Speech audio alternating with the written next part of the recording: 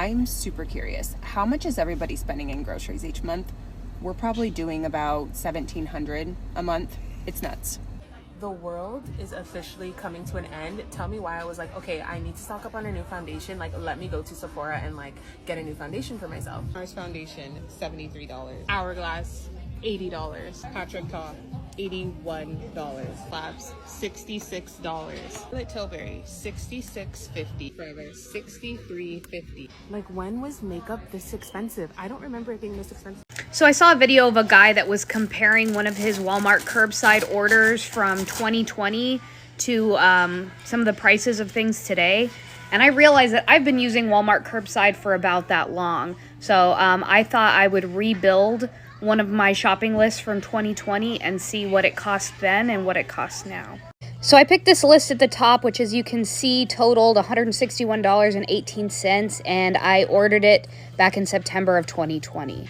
We got 2 12-packs of Canada Dry, which I used for my classroom, popcorn, pet bedding, king-size Kit Kat, 2 of the Frito-Lay multi-packs that I used for my classroom, 2 of the pizza-flavored Goldfish, Kellogg's Special K cereal, 2 different kinds of Nature's Own bread, 12 eggs, 3 containers of the Kraft Mac and Cheese Spirals, the cheapest potato peeler money could buy, 3 of these boxes of the Yasso frozen yogurt bars, frozen corn dogs, 96% lean ground beef, 2 of them, 2 packs of the pre-cooked bacon, creatine hair treatment, 2 packs of hot dogs, a double pack of Kraft singles, 12 cans of Coke Zero, 2 cans of beans, 2 cans of green beans, some yogurt, some Monster Energy drinks, 4 of these Kabobble Lunchables, which I can't find anymore, but I tried to find something similar, and a pack of pregnancy tests. And you can see with tax, title, and license, this is $161.18. And now here you can see the list that I tried to rebuild exactly like it. The Special K is a little different. And like I said, the Lunchables are different, and the pregnancy tests were as close as I could get to it. But everything else is pretty much spot on in quantity, size, brand, everything like that. And you can see it comes out to $198 and some change. And after you factor in tax, it comes out to $205.52. So that is a 27% increase from 2020 to 2023. In dollars, that's $44 extra that I'm spending, which if you take into account that I go shopping once a week, that's about $170 a month that I wasn't spending before, which would have bought me an entire week's worth of groceries back in 2020. That's a lot of money for a teacher. It's a lot of money for a lot of people. So if you've been feeling like your money hasn't been going as far and your dollar's not stretching the way it used to, it's not just you. It really is. Somebody needs to explain to me why I can't afford this ground beef. I go into the supermarket, okay, because I'm looking for some ground beef for my lasagna and also for my spaghetti. I've had the ground beef. Why is it $30? Who can afford that? And don't get me started on the chuck roast. The chuck roast is like $15 per pound. You guys, that is insane. What happened to groceries becoming more affordable? What the hell? That's an affordable lie. Like, I am so disgusted right now. Dinner canceled because I can't even afford the beef for the dang on lasagna. Y'all, it's so funny when you buy most of your stuff vintage or secondhand. It really warps your perception of how much things should be priced. Because, like, I'll go into, like, a regular store now, and they'll be charging $40 for a graphic tee. And I just be like, what is going on? What do you mean it's $40 for this little graphic tee that's made out of polyester? But then I have to remember, baby, I'm used to thrift store prices. You feel me? Like, I'm used to buying pants for $10 and then just tailoring them to my body. Like, I'm used to doing that. So, like, when I go in these stores and they taxing buku money, I'd be like, oh, okay. Forgot this is normal. I forgot people really are willing to spend this amount of money on clothes. Now, it ain't nothing wrong with some off-brand or store-brand food items.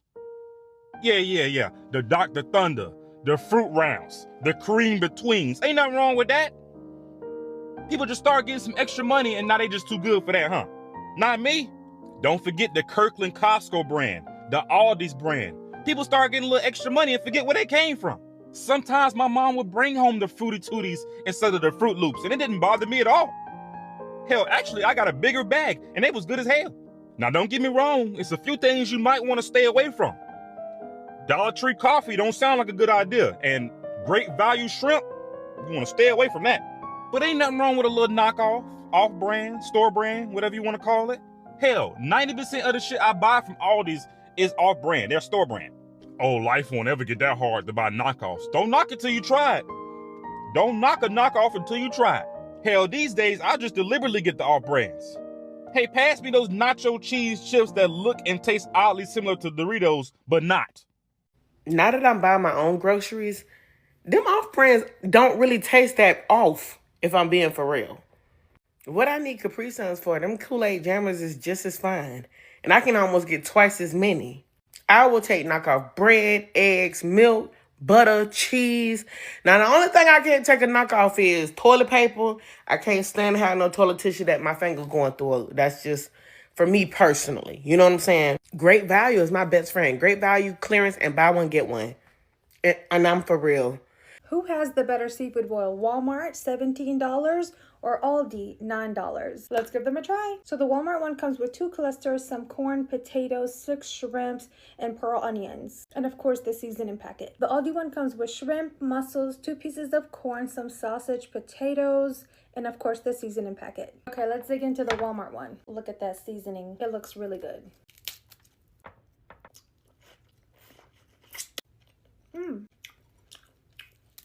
Pretty good seasoning, y'all. Oh, okay. The shrimps are de-shelled, so let's see. Super tender shrimp. You get 6 of these little baby potatoes. Good potatoes. 3 of these little corns. If you put them together like this, it's not even a full thing of corn, but it looks good. Look at those knobs. Really good corn. All right, let's try the Aldi one. Bigger corn. It looks like you get a whole full one. Shrimp with the shell on. The potatoes are cut up. They're like red potatoes and like the skin is falling off. Not bad. The mussels look really good. So let's start with the corn.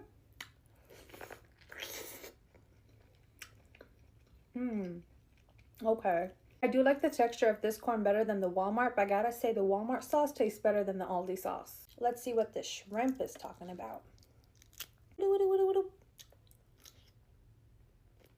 Slightly tougher than Walmart, but still really good. If money wasn't a factor in this, I'd pick the Walmart one because it has no crab legs and the sauce or the seasoning tastes a lot better than the Aldi one. But they only give you 6 shrimps, 5 little baby potatoes, 3 pieces of little tiny corn, and it's $17. And because money is a factor, I'm going to choose the Aldi one because they give you a lot more shrimp, a lot more corn, some mussels, and the bag, it weighs more. Only thing I change about this is the seasoning packet. So honestly, buy them both, throw out the seasoning packet on the Aldi one, and get you a cute little $30 seafood boil. So you guys, I come in here to show you. This is Walmart, $100. Are you guys seeing? This is Walmart, $100. And this is Aldi, $100. Y'all see this? All those things in another bag right here. So I couldn't find those things at Aldi, so I went to Walmart to get them. Y'all see? $100 Aldi. Walmart, $100 Aldi. And it's like, because everybody is shopping at Aldi now, they didn't have most of the stuff that I need. Not most of the stuff, some stuff I needed. Aldi, I'm going to need you to stock up, please. I cannot believe this is happening to me. We're at Kohl's right now. My favorite cake is on sale. And my favorite cake, and you're about to make it even cheaper? Yep. My favorite cake. This is my favorite cake in the whole world. Thank you so much. So embarrassing. Thank you so much. You're the best man ever. Thank you so much. Thank you so much. You're the best. Thank you. Please. Luxury makeup brands are totally right now, and if you disagree, don't, because they know it too. How can you justify this? Okay?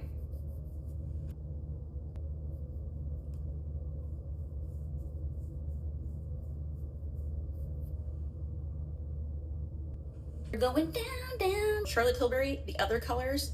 Essence, the other colors. Why? Tell me why.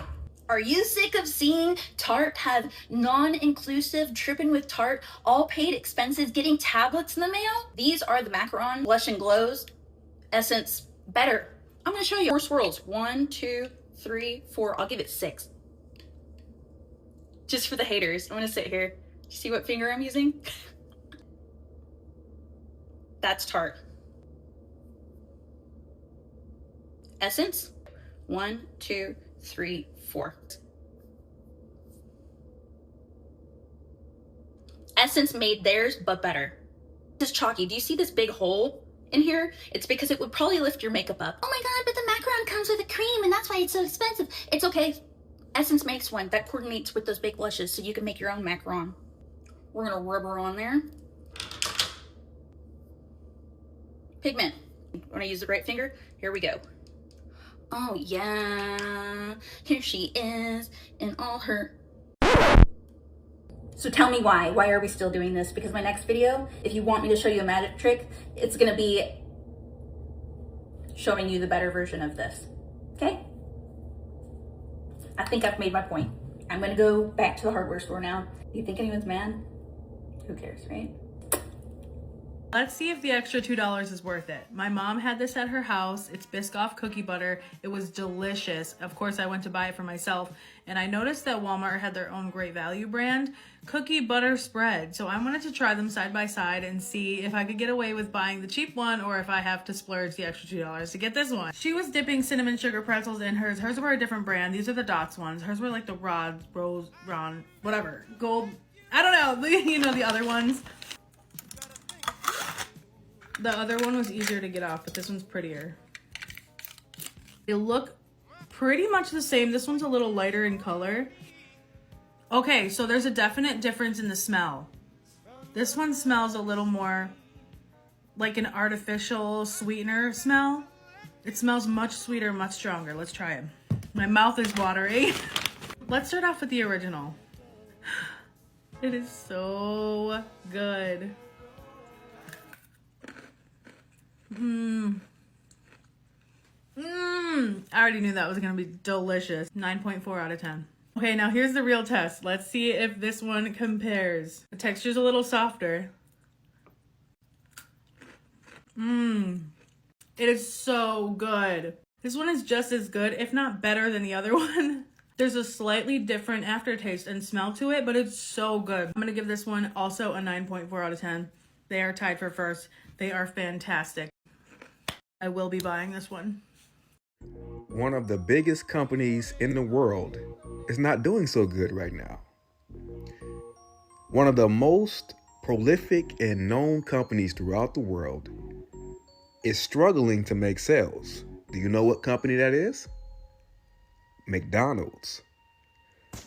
You know something very, very crazy is getting ready to happen when McDonald's numbers look like this. On the screen, you see a graph of McDonald's, and their sales are plummeting. And now they are in a panic, trying to figure out how to lower prices and find ways to bring customers back to McDonald's because their prices were too high. McDonald's, guys, is struggling. Their numbers are bad. That doesn't happen unless we are headed for a cliff. We're headed for a cliff, guys. I'm out. One major recession indicator for me is being nickel and dimed everywhere that you go. Like things that used to be included as a part of a service or as a part of a meal, now all of a sudden it's extra. And it's like, wait a minute, I remember a time where this used to be included. I remember when getting your cuticles done whenever you got your nails done was a part of the service, not an additional service, not a premium service when you get this nail package or whatever. Like people just used to do your cuticles. One, you go to a restaurant, oh, can I have some sauces? Can I have some cutlery? Yeah, sure, for an extra 50 cents. For a packet of hot sauce, for a fork, for a napkin, it's just passing the buck along. You know, companies just passing their cost on to us. And it's like, y'all not slick. I remember that there was a time where all of this stuff was included. And if not, I'm going to say something that's probably going to be a little triggering. I don't actually think luxury is rare anymore. I mean, everywhere you look, it's the same bags, the same shoes, the same must-have list, the same unboxing videos. I mean, if everyone is buying the exact same thing, is it really luxury or is it just expensive? I mean, I think that what's actually rare today is taste. Taste in buying something because it really speaks to you, not because it went viral. It's carrying a bag for 20 years that really lasts the test of time, not 20 minutes. And it's knowing your style so well that trends would never make you question yourself. So I think we're entering an era where personal taste is going to matter more than status. I don't know if you agree or you don't, but what do you think? Do you think luxury still means exclusivity? What we're watching isn't simply American complaining about expensive product. It is something more subtle. Americans are becoming better at questioning the price. They're checking another store. They're comparing brand. They're watching the TV. They're watching for sales. They're checking the phone.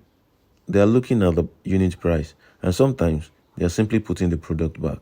That is important because shopping habits are built on assumption.